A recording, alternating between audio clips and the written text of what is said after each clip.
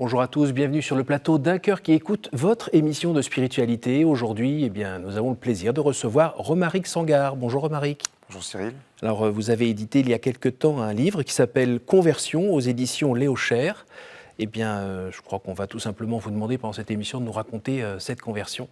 Mais juste avant, je vous invite à nous lire un extrait de texte de votre choix. À la fin, tu es lasse de ce monde ancien. Bergère, ô tour Eiffel, le troupeau des ponts belles ce matin. Tu en as assez de vivre dans l'antiquité grecque et romaine. Ici, même les automobiles ont l'air d'être anciennes. La religion, seule, est restée toute neuve. La religion est restée simple, comme les hangars de Port Aviation. Seul en Europe, tu n'es pas antique, ô christianisme. L'Européen le plus moderne, c'est vous, pape Pie X. Et toi, que les fenêtres observent, la honte te retient d'entrer dans une église et de t'y confesser ce matin. Tu lis les prospectus, les catalogues, les affiches qui chantent tout haut. Voilà la poésie ce matin, et pour la prose, il y a les journaux, il y a les livraisons à 25 centimes, pleines d'aventures policières, portraits des grands hommes et 1000 titres divers. J'ai vu ce matin une jolie rue, dont j'ai oublié le nom, neuve et propre du soleil, elle était le clairon. Les directeurs, les ouvriers et les belles sténodactylographes, du lundi matin au samedi soir, 4 fois par jour y passent. Le matin, par 3 fois la sirène y gémit. Une cloche rageuse y aboie vers midi, les inscriptions des enseignes et des murailles, les plaques, les avis à la façon des perroquets criaillent. J'aime la grâce de cette rue industrielle, située à Paris, entre la rue Aumont-Thiéville et l'avenue des Ternes. Voilà, c'est donc le début de Zone d'Apollinaire. Qui sonne dans ces petits détails un petit peu dans le passé, mais qui colle très bien aussi éventuellement aujourd'hui, voire à votre vie. À ma vie, je ne sais pas, mais c'est vrai que ce qui me fascine, j'ai mis une des phrases que j'ai citées là en exergue de mon livre Conversion, sur cette modernité du christianisme. Seul en Europe, tu n'es pas antique au christianisme, dit Apollinaire, dans ce poème Zone, qui est un manifeste de la modernité, justement en littérature. Et j'ai toujours été fasciné par les poètes, par les créateurs et par ceux qui rénovent véritablement, qui inventent des formes. Et c'est très intéressant dans ce poème qui est à la fois moderne et qui rend d'abord hommage au christianisme et qui, en même temps, reprend cette qualité quasiment miraculeuse du langage où l'homme imite le Dieu créateur en créant lui-même, ce qui donne vraiment cette résonance divine qu'il y a dans la créature humaine. Et avec cette espèce de grande simplicité d'Apollinaire qui dit juste voilà la jeune rue et tu n'es encore qu'un petit enfant, ta mère ne t'habille que de bleu et de blanc. Dieu dit que la lumière soit, la lumière est, et Apollinaire, bien en une phrase, invente comme ça une scène, une époque passe d'une ville à l'autre, juste en proférant. Et il y a quelque chose d'extrêmement simple, d'extrêmement démiurgique, en fait, dans ce poème que je trouve tout à fait éblouissant. Comme l'art de nommer les animaux. Oui, c'est ça. Oui, c'est la contribution de l'homme. L'homme co-créateur. L'homme co-créateur, oui, voilà, tout à fait. C'est quand même étonnant, cette modernité de la vie de Jésus et de son message qui a juste un peu plus de 2000 ans. Oui, qui est même, finalement, on est dans une époque où il y a le mythe du progrès est très fort, très puissant, très mobilisateur, bien qu'il en ait. Disons qu'après Auschwitz et Hiroshima, il est un peu... pris un peu quelques coups. Néanmoins, il semble que seul l'esprit est véritablement neuf en réalité. Seul l'esprit est neuf parce que seul lui est véritable création et la seule nouveauté, c'est cette réactualisation permanente de l'esprit, on va dire. Avec un majuscule ou minuscule ? Majuscule, oui. Alors, pour vous situer un petit peu, aujourd'hui, vous travaillez comme journaliste à L'Incorrect, vous avez la quarantaine.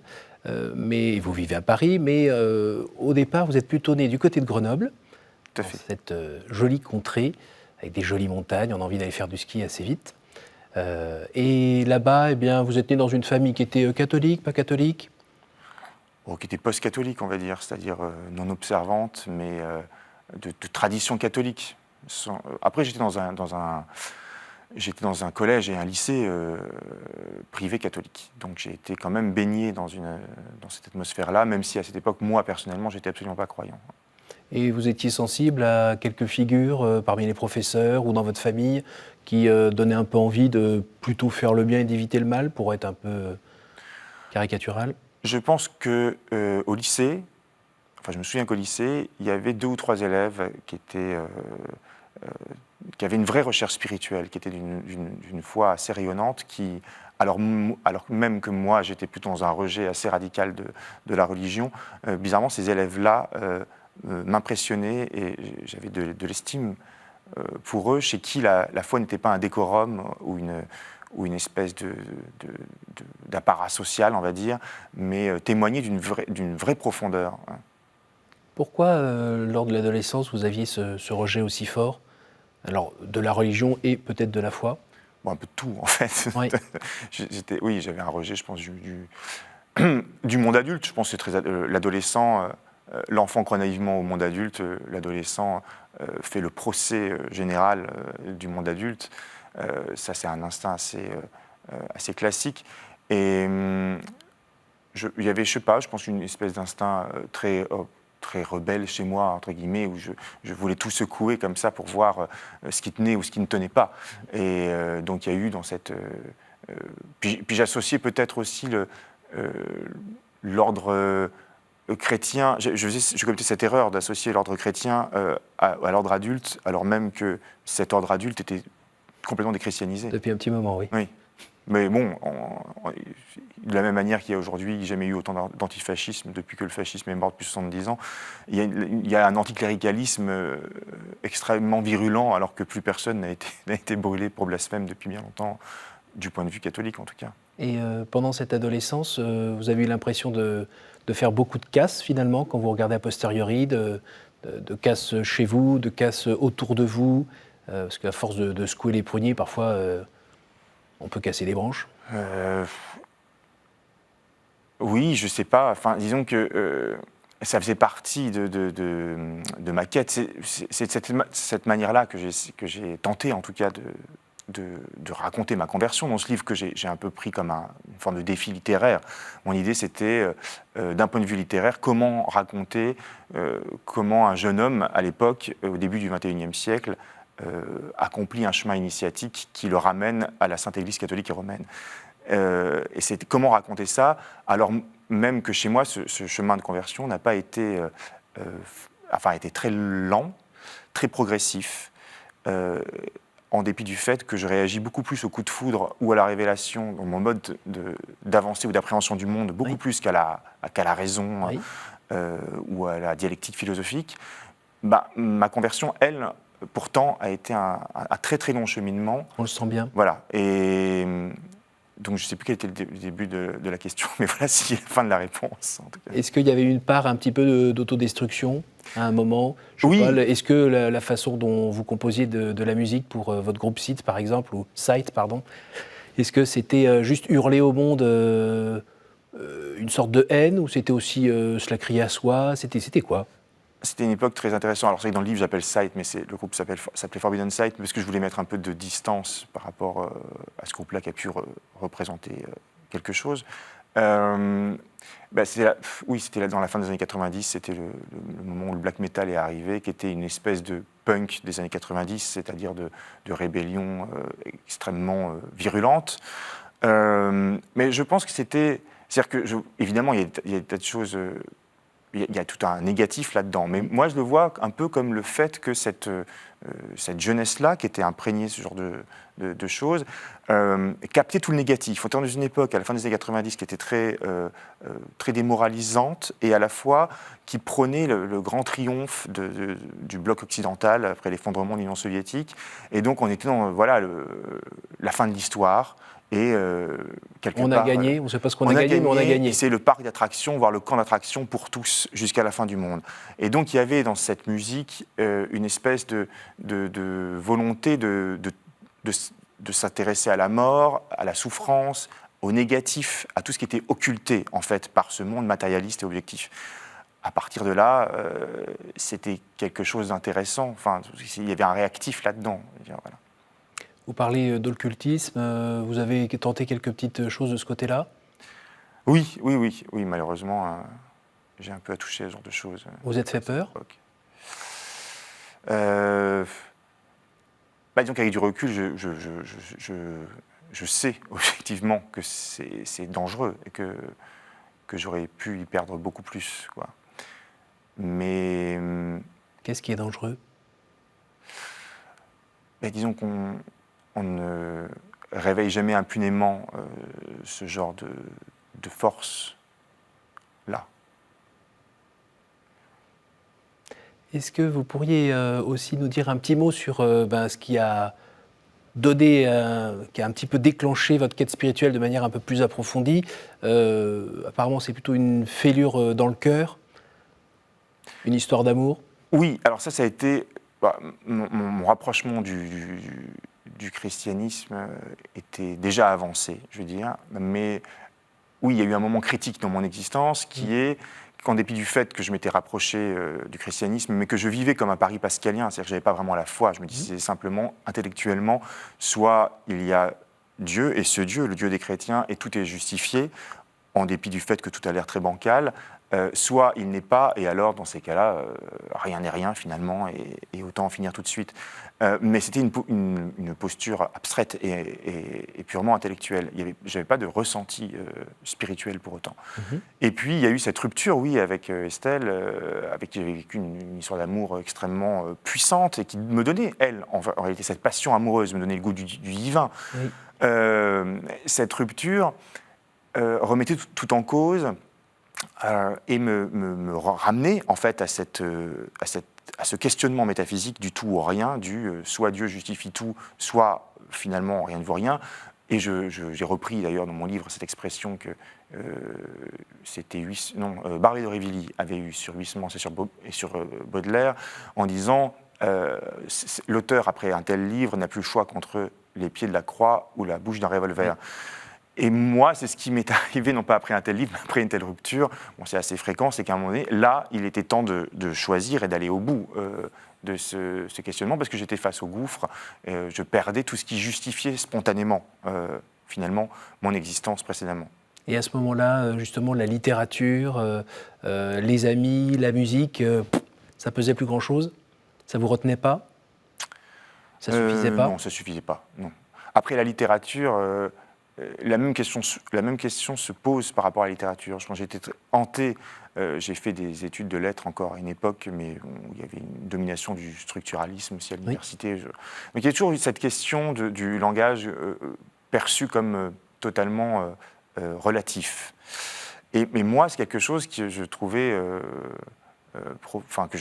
qui me paraissait très grave. C'est-à-dire, soit le langage est relié au verbe divin, il se raccorde, même de manière très ténue, au verbe divin, et donc il participe, comme nous parlions par rapport à Apollinaire, de la création tout entière, et il est justifié, ou alors c'est du bavardage, c'est de la fumée, et ça ne sert à rien. Et j'avais du mal, même moi, en tant qu'artiste, en tant qu'apprenti écrivain, en tout cas à l'époque, il me fallait que j'ai une justification à ma phrase, qui soit autre qu'elle-même. Voilà. Là, on le sent bien en lisant votre livre que les mots ne sont pas juste là pour faire joli et pour danser sous nos yeux. On sent votre travail pour chercher à dire les choses, à essayer de rejoindre la vérité de manière univoque. Et puis de temps en temps avec des jolies figures. Mais on sent tout ce travail et justement qui est très, très plaisant parce que on arrive comme ça à vous suivre dans votre démarche, comme vous disiez tout à l'heure, qui a pris du temps, qui n'était pas juste le coup de foudre, la lumière et c'est parti, parce que c'est évident. Là, c'était quand même un choix, une réflexion aussi sur qui vous étiez, le monde dans lequel vous êtes. Alors dites-nous, il y a quand même un moment où il y a une rencontre. Il y a une rencontre... Pour moi, il y a cette première prière que je fais, donc je l'écris un peu dans le livre. Après une conversation avec un ami qui se faisait appeler JC, donc c'est pour ça, c'est assez amusant. Jules César, c'est ça? Voilà. Et qui me dit un jour que le problème de notre époque, c'est l'absence totale de vie intérieure, ce à quoi je lui réponds, mais...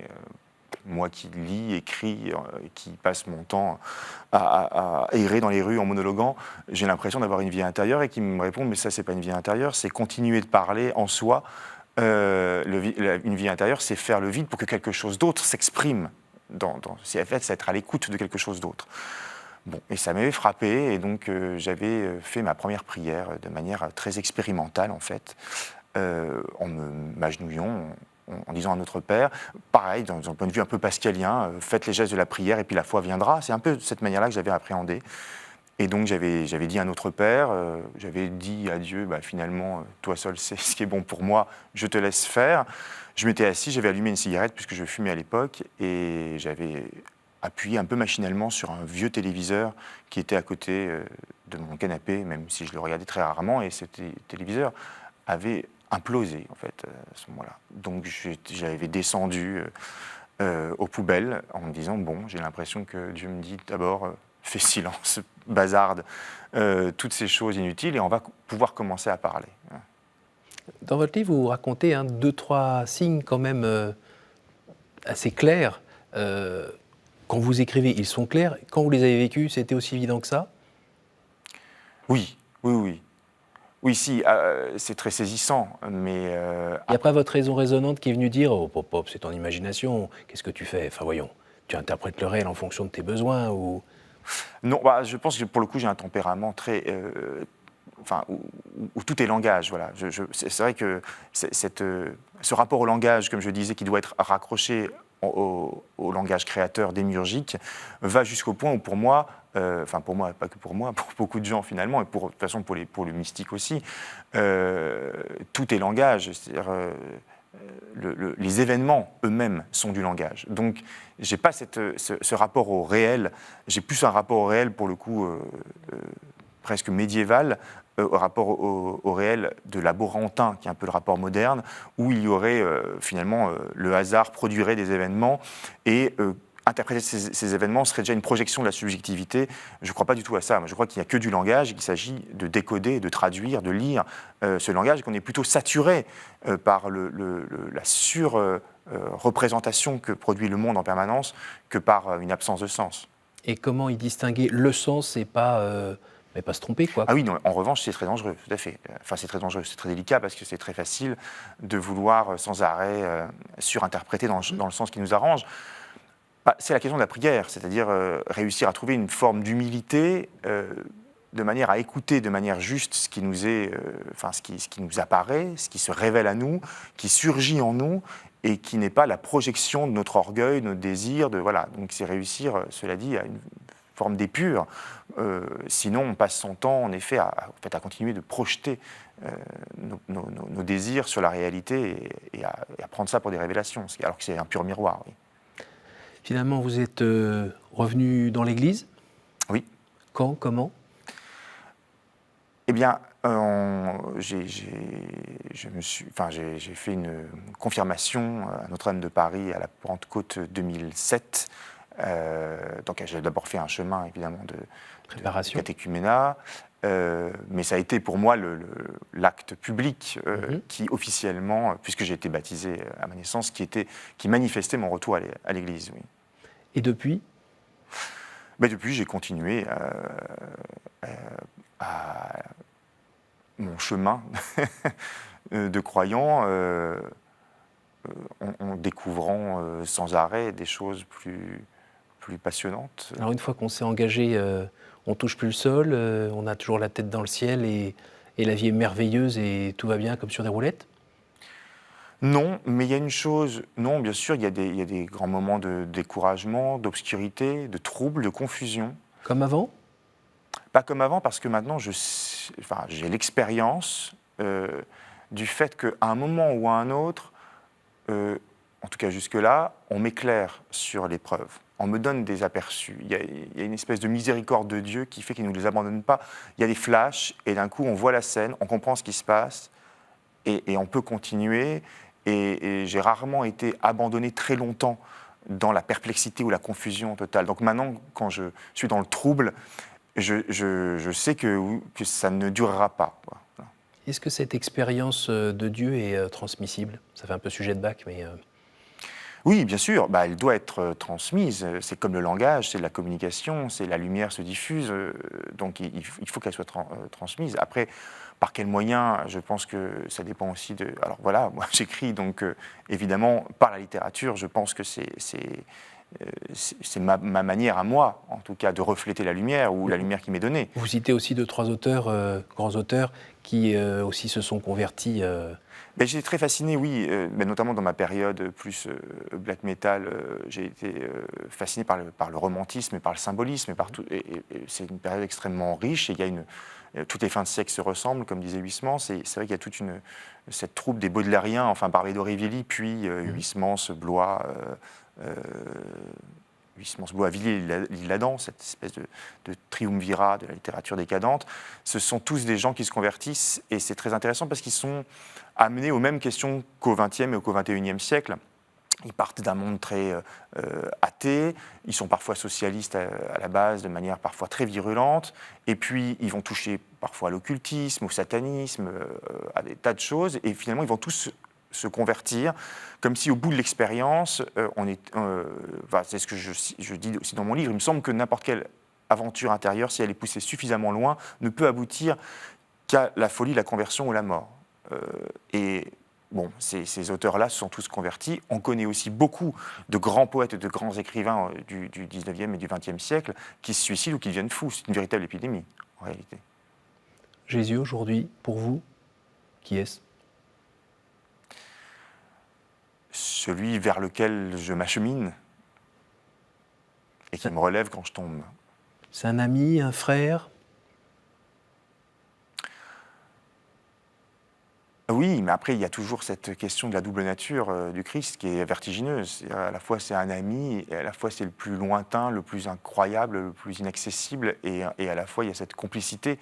C'est ce qui est... En fait, il pensait déjà une crucifixion de l'esprit. C'est d'ailleurs une des choses les plus extraordinaires, je trouve, dans le christianisme, c'est qu'on tient toujours ensemble deux vérités normalement impossibles. Et donc, cette espèce de... Et je le vois dans mon existence, et je le vois autour de moi parmi mes amis qui peuvent se convertir aussi, cette sollicitude, cette pédagogie de Dieu pour nous est absolument fascinante. Cette manière de venir vers chacun, dans le langage de chacun, au rythme de chacun, pour l'amener par des voies à chaque fois différentes vers lui, est tout à fait fascinante et va à l'encontre justement d'un rapport, je dirais pas dogmatique parce que ce mot est galvaudé et qui ne veut pas dire ce qu'il signifie, mais d'un rapport monolithique, on va dire, à la religion. Dans ce sens-là, il est absurde évidemment de transmettre la religion comme s'il s'agissait d'un produit. C'est là où j'ai beaucoup de mal avec cette espèce de... Enfin voilà, il n'y a pas de propagande, on ne peut pas faire de la propagande de Jésus, c'est absurde. Je suis désolé pour nos amis protestants, je pense que c'est une vision très protestante des choses. Justement, il faut convertir, mais en respectant infiniment chaque individu et en ayant aussi confiance dans le fait que c'est l'Esprit et c'est Dieu lui-même qui va vers les autres. On ne peut être qu'une courroie de transmission. On ne va pas marteler les esprits avec une vérité monolithique qui nous dépasse. Nous arrivons déjà à la fin de cette émission. Est-ce que vous auriez la gentillesse de me dire un chiffre entre 1 et 9, s'il vous plaît ? Bien, 7. Quel conseil donneriez-vous à quelqu'un qui vous dirait « j'ai envie de rencontrer Dieu, par quoi dois-je commencer ?» Par se taire et éteindre tout écran et attendre. À nouveau, un chiffre entre 1 et 8. 2. Quelle est votre prière préférée ? Notre Père, c'est pas parce qu'il contient tout, mais parce qu'on peut l'adapter à tout, en fait. On peut tous les matins personnaliser son Notre Père. C'est tout l'ordre du monde, de la création et du rapport de l'homme à Dieu qui est renfermé et synthétisé dans cette prière. Et une dernière ? Eh bien, 5. Quelle image vous faites-vous du paradis ?